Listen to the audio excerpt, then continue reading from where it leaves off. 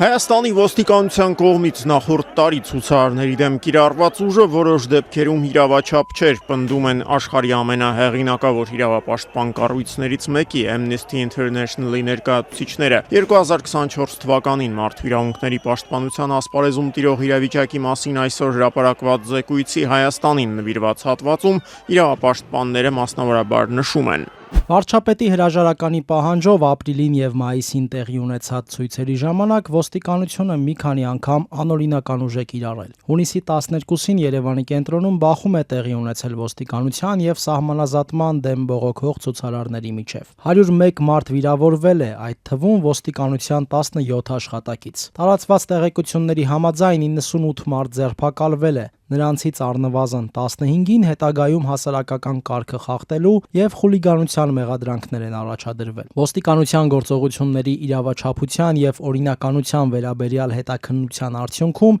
իրավապահներից որևէ մեկին մեղադրանք չի առաջադրվել։ Իրավապաշտպանների խոսքով նախորդ տարվա գարնանը սկիզբ առած ցույցերի եւս մեկ առանձնահատկությունը լրագրողների դեմ ճնշումներն էին։ Ապրիլին եւ մայիսին տեղի ունեցած ցույցերը ուղեկցվել են լրագրողների դեմ ճնշումների եւ հետապնդումների, այդ թվում նրանց ուղղված վիրավորանքի եւ սպառնալիքների դեպքերի աճով։ Հայաստանում գործող Խոսքի ազատության կոմիտեի տվյալներով լրատվամիջոցների 14 ներկայացուցիչներ են տուժել բողոքի ակցիաների լուսաբանման ընթացքում։ Դա տեղի է ունեցել թե թիրախային հարձակումների եւ թե ամբոխի հրմշտոցի պատճառով։ Որոշ լրագրողների հրել եւ գետնին են գցել։ Ոմանք էլ ոստիկանների կողմից ծեծի են ենթարկվել վնասվածքներ ստանալով։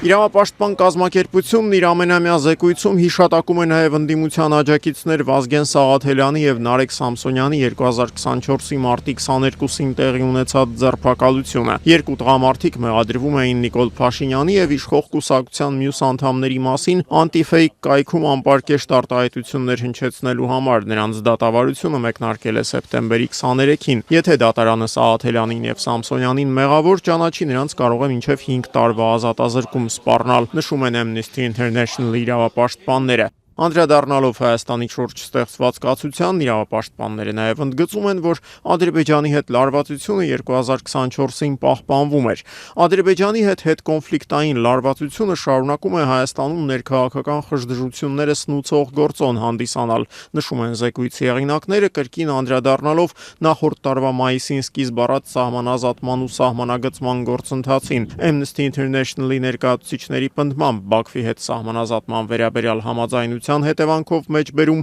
Տավուշի մարզի 4 գյուղեր մնացին ադրբեջանական կողմում։ Զեկույցի հեղինակներն անդրադառնում են նաև Լեռնային Ղարաբաղից հայերի տեղահանմանը, նշելով, որ նրանք Հայաստանում շարունակում են լուրջ խնդիրների բախվել։ Կառավարությունը շարունակում է դժվարությունների բախվել այն ավելի քան 100,000 փախստականների ինտեգրման հարցում, որոնք 2023-ի սեպտեմբերին Ադրբեջանի կողմից Լեռնային Ղարաբաղի հանդեպ վերահսկողության հաստատումից հետո ապաստան գտան Հայաստանում, նշում են զեկույցի հեղինակները մանրամասնելով։ Հատկապես բնակարանային ապահովման, զբաղվածության եւ կրթության հարցերը շատ փախստականների համար շարունակում են խնդրահարույց մնալ։ Նրանց Լեռնային Ղարաբաղ անվտանգ եւ արժանապատիվ վերադարձի իրավունքը մնաց չիրականացված, նշում են Amnesty International-ի մասնագետները։